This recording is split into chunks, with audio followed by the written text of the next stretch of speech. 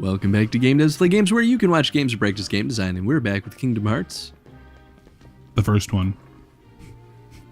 1.5, Tony? 1.5, God. HD Remix, which apparently there's like 30 of those listed on YouTube. Oh, there's so many. Because in YouTube Gaming, one of the metadata criteria that you can fill out information for is what the game is. And it's a real problem with indie games because it's auto-aggregated. So if we play like an indie game on the show that isn't super well known, it won't show up in the list. Like a Game Jolt game. Yeah, exactly. So it kind of sucks that there's no user input on like... Yeah. Like what I think YouTube should do is set up sort of like a Wikipedia style thing where, you know, users can create more games that are in the database. Oh, I agree with you. But I think there's maybe a little bit of that, though, because there's like 10 different Kingdom Hearts, and some of them are not real. Some of them are like weirdly spelled remix versions, and I'm like, what? How? Where did these come from? Where are your parents? How did these get aggregated? Yeah, I know. I don't understand. And so even sometimes I'll populate Kingdom Hearts on our list, in our metadata, and it'll choose the wrong game. Wow. And it's like, I don't understand how YouTube gaming works. Like, clearly, this is something I do not get. It's just weird, man. It's so strange. That said, you know, Kingdom Hearts, spell with a P. 1.5 HD remix. Yeah. Plus 2.5. Plus 2.5. HD remix. Yep. I have 2.8 as well, but no, that's all part of it. Yeah. Oh. So what are we doing? Oh, fighting some things. Oh. No, we have to go back and do some stuff. I didn't realize it changed your little profile picture. Yeah, it does. It's pretty cool, right? It's kind of cute. Yeah, right? He's Sora's got that little like snaggletooth thing. Yep, Anime snaggletooth. Yep, anime snaggletooth. In this case, it's more like a vampire tooth. Yeah, I just don't get it. It's because it's cute. Snaggleteeth Snaggleteeth are cute, man. Not cute. Snaggleteeth are cute. It's not cute. You're just jealous that you don't have snaggleteeth. I do. I got a lot. Now you're cute. All right. Chibi Tony. Chibi Tony. Dude, Chibi Tony would be pretty cute. Dude, I'll draw Chibi Tony. Well, and it'll be your new avatar. So so for the holidays we went to go visit my grandparents on Christmas. As you do. As you do, yeah. Because usually we do Christmas Eve with Ange, because that's what her family does, and we spent Christmas Eve with my family. And so Ange loves looking at the old photo books, like the albums and stuff. And so she just like took a bunch of pictures of like my family and me when I was younger. Because they were talking about pictures when I was like 4. Are there any like naked butt pictures? No naked butt pictures. Not for me, at least. Yeah, well, I don't think it was a naked butt kid. I call dibs on those if they exist. All right. Butt buddies. Yeah, butt buddies, absolutely, dude. Tony and I are butt buddies. I know, we're going to get shirts to Affinity Archives on the back with butt buddies embroidered. For what it's worth, butt buddies doesn't actually mean anything. That means nothing. It's just... I mean, besides our love for one another. Well, yeah. And our trueness. Really, that's just what we use to make our other friends upset. Like, well, why are we butt buddies? I want to be butt buddies too. Like, no. No, sorry, man. You're not in the butt buddies club. Not cool enough. Not today. Although I suppose it could inadvertently make fun of homosexual people. Yeah, but we're not doing that. We don't mean it in that way. I'm sorry if it sounds that way. Really. Now I'm like wondering. I'm like, ooh, do we just sound like big old jerk bags? Oh, there we go. Probably. I mean, I am a big old jerk bag anyway, but like... that was weird. That camera angle though. Oh, there we go. Hey, friendo. Ghosts rise from those tombstones. Check the tombstones in the order the ghosts appear. If you get it wrong, you're in for a surprise. They'll kill you. Oh shit. One, 2, oh. Well, you fucked up. Yeah, we're just... oh, shit. Yeah, you had to be looking at those. Well, we're just going to do that. One. Ghost rise from the tombstones. Oh, all right. So that one? Was the one in front of it? That one. How do I look at the back one? The big one? Yeah, well, it didn't come from the back one first? No. Which one did it come from first? Number 5. 1, 2, 3, 4, 5. Yeah. Okay, from there first? No. It's number 5. Number 5, man. 1, 2, 3. I think there first. Yeah, I think so. I'm pretty sure. I think it came out of that one twice. Yeah. And then it was... I didn't see that last one. Nope. I think it was number 3. Yeah. 3, 3, 2, 2, 3. Okay, that's it. So 3, 2, Weird audio feedback. 3. Splendid! Now go look at the pumpkin! Okay. Weird. You're weird. Oh, shit. Treasure. Jack in the box. Get it because you have a jacket. And we're in a box. Life. This life. Well, wasn't that a surprise? So I kind of. So can you keep doing this, or is that like a one-time deal? That's it. Are we going to see that challenge again? No. It seems so arbitrary. Yeah, it really is. I mean, like, don't get me wrong, it's a good challenge. I'm just like, that was a really easy challenge. Like, I expected more. We have to remember, this game I think is E10. I don't think it was meant for... I feel saying that really assumes that kids are bad at games. Yeah, and they are. Every single one of them. I was better at games as a kid than I was. I think I've gotten better at games the older I've gotten. It's come and gone. So, like, when I was in school, I got worse at games because I didn't play games. Right. Why would you? And then ever since we did the show, so I started off being bad at games. Yes, this is it. But I got better the longer we've done the show. Yeah, that's fair. This time it's sure to work. This time it's sure to work. It just looks like haggis. What a piece of shit. Do you think that without those masks, they'll just die? Like I hope so. Oh, I know they The take nerve off of those little masks. hooligans stealing my work. They totally do take off the masks in the movie. Mm-hmm. Well, never mind. I don't know, you're just wrong on everything. It's okay. I just like to imagine them being I like still shy accept you for guys. who you are. It's like shy guys don't have faces. Dude, I just hope when shy guys take things off, it's just like literally the devil. I don't think they exist outside of the mask. Oh, it's so depressing. Yeah. Hero, after them, quick! Does he have a... His nose almost looked like a pumpkin. You look like a pumpkin. Thanks. Pumpkin ass bitch. Wow. Wow. Yeah, we don't want those guys to charge up because they hurt when they charge up. They give you a lot of points. Dude, my life is all about them points. Dude, sweet, sweet points. So what do you think is the core design of Halloween Town? Like, what is the intended... Like, if you had to summarize it in a single sentence as like a high concept idea for the level design, how would you describe it? I think this is a good challenge we should do more often. Oh, boy. Asking me the toughies, huh?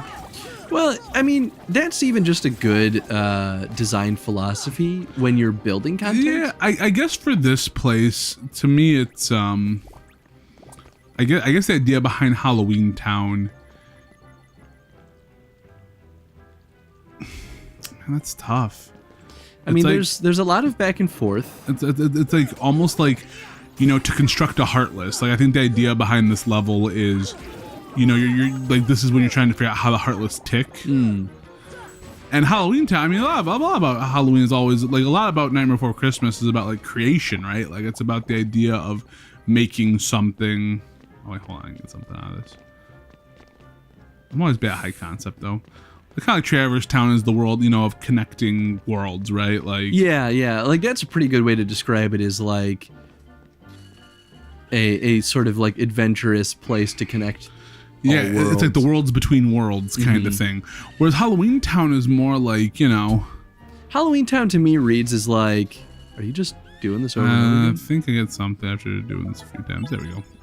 They're just like, fine, here you go. Stop pulling on my spider. That's not a euphemism. Halloween Town to me kind of reads as like mysterious puzzle solving. So like there's a lot of mystery to this place, and there's a lot of puzzle solving that's built into the level design. There's a bit. There's a bit. There's a bit of puzzle like, solving. Mysterious kind of works hand in hand with the like spoopy kind of Spoopy vibe. scary. Yeah. In the middle of February, whenever this comes out, January. The fun thing too about the Nightmare Before Christmas design is that it really is spooky, but not in a way that's actually scary. No, it's just like, it's more like haunted, you know? It's just like, it's haunting. It's a very kid-friendly horror, Oh yeah, which is not easy to do. it really is not. And they managed to, like with the movie, with this game, even when they come back to this place in Kingdom Hearts 2, like it's, well, they kind of come back to this place in Kingdom Hearts 2. Oh yeah, I think in that one it's Santa's village that you go to.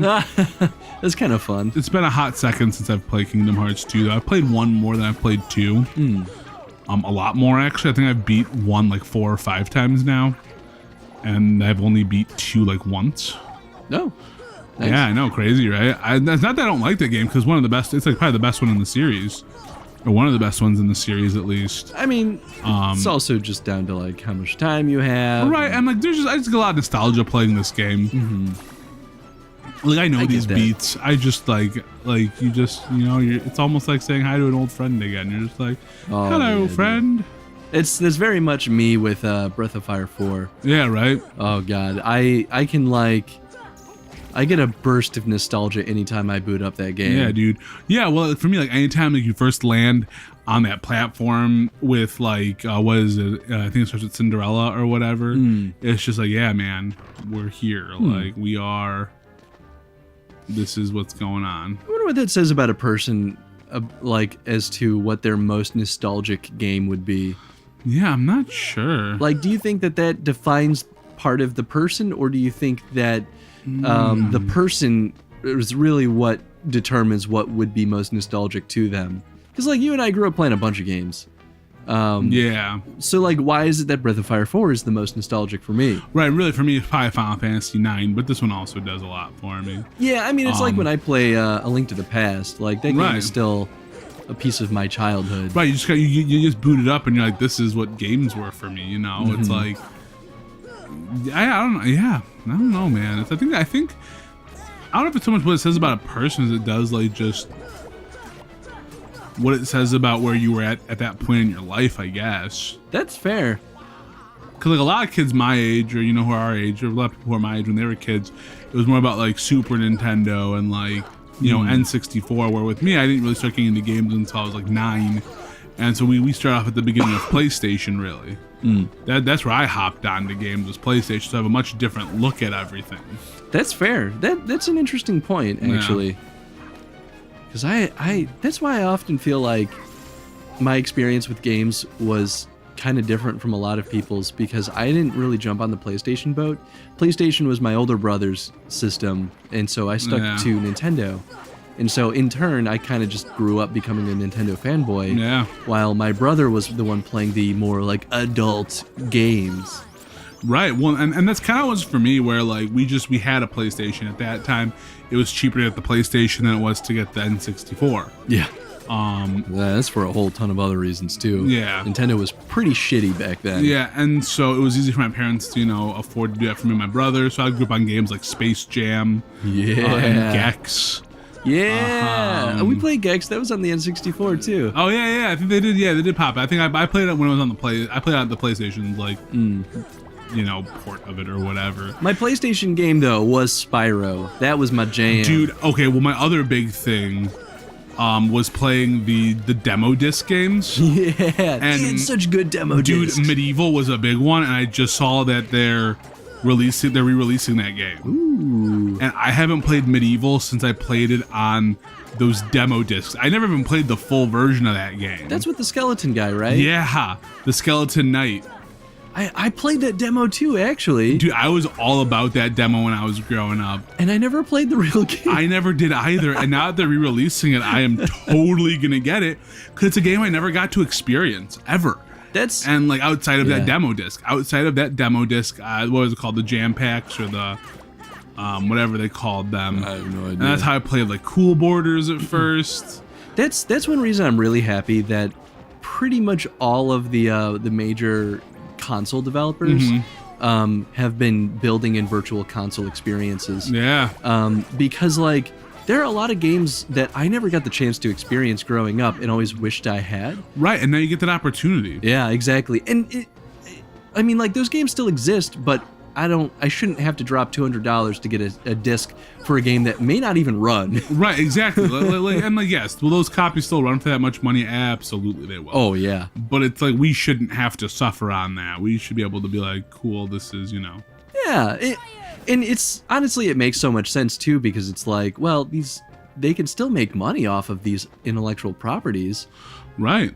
Absolutely. So why not sell them and kind of just have like a permanent archive of these digitalized versions of these games? That's why I'm so excited. I'm totally gonna get Medieval when it comes out, because, or Medieval, whatever the official name is. I bought a PlayStation 3 specifically so I could buy PlayStation 1 era games on the digital absolutely store. And you can play you get PS2 games, and like like even though like I played Persona 3, like, which is one of my favorite Personas, on PlayStation 2 when it was out, we have it on the PS3 now as well. And so now I can play that almost whenever, you know.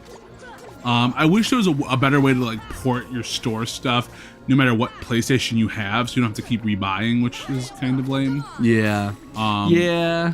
But that's also how they keep making money, because it does take effort to port it to new systems every time. I mean, depending on how they build that framework. Sure, yeah, absolutely. It's all kind of a question of like how you do things. This may be one of our this may be a longer world. I think this is where things are start getting a little, you know, grindy. Yeah, kind of. There's a lot more enemies, and it's like you really shouldn't avoid fighting them. Okay, so do things not totally progress unless you kill them? No, I mean I could just like run away and like do the other things I need to do, but it makes it easier if I've killed them, because then I can run and get my treasures I need to get. That makes sense. I mean, they kind of build it with that in mind too. Right. It seems exactly. So that makes sense. Well, we can call this episode. All right. We're at time. All right. So question of the day. Question of the day. I mean, we talked a lot about nostalgic stuff. Yeah, right? I guess we can make this a non-game designy one and just say, like, what is your most nostalgic game? And for what reason? Yeah. Because I think that's an important distinction. If you just say something's nostalgic for the sake of it, I mean, not that that's an invalid way of thinking about it, but this being a game design show, I think it's important to understand why. Oh, yeah. There's a reason why we hold dear a lot of old games, either because of their art or their designs or even their narratives. I mean, that's part of why I love Breath of Fire. I love that game so much that I would cry that I couldn't like live in that world.